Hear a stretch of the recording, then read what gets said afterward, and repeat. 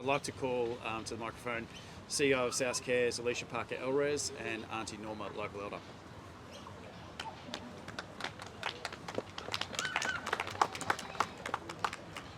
You won't hear much from me. At the end of the day, our protocol is we follow our elders, and it's the voice of our elders and the direction that they lead that we do follow at the end of the day. Look, I have to be honest, I'm quite straight up.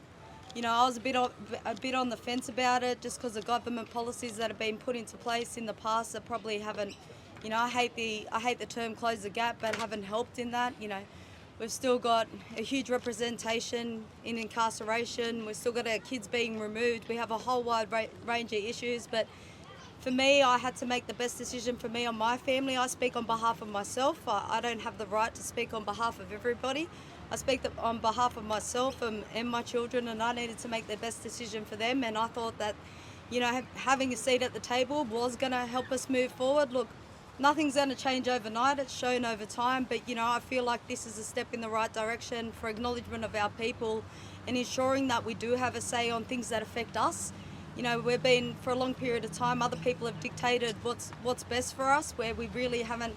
You know, we talk about a voice, we march, we do all these things, but really how much is actually listened to. So the opportunity for us to have a seat at that table and actually move forward in unity is very important to me and my family. Oh, thank you. Gamarata. I'm Norma Ingram. I'm a local Aboriginal elder. I'm actually Wiradjuri. Anybody knows Cowra, the Lachlan River, the Galley River?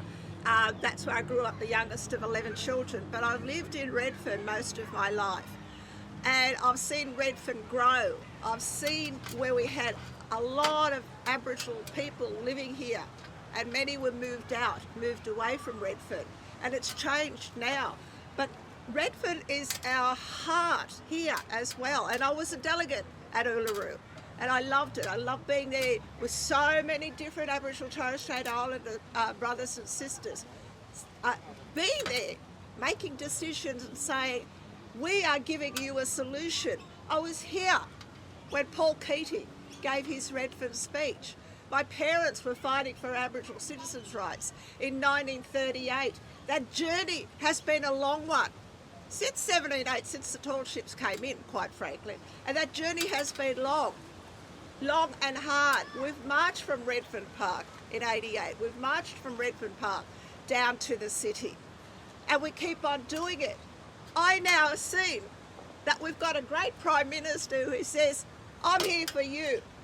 What you've decided as Aboriginal Torres Strait Islander people, that's what we will push forward. So I'm grateful for that, because the journey has been long and hard. And this is another step in that journey. When we look at the incarceration rates, when we look at the low births, when we know how many of our babies and children under the stolen generation were taken away. In the 1940s was when we first got the votes as Aboriginal people in the electors. We weren't counted in the Constitution. None of that happened because, you know why?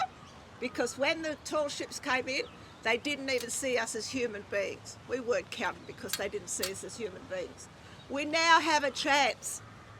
And I love the chance, and I don't think anything like this is going to happen in my lifetime. And I've done the fights, I've done the marches, I've done all of that. Tent Embassy, whatever.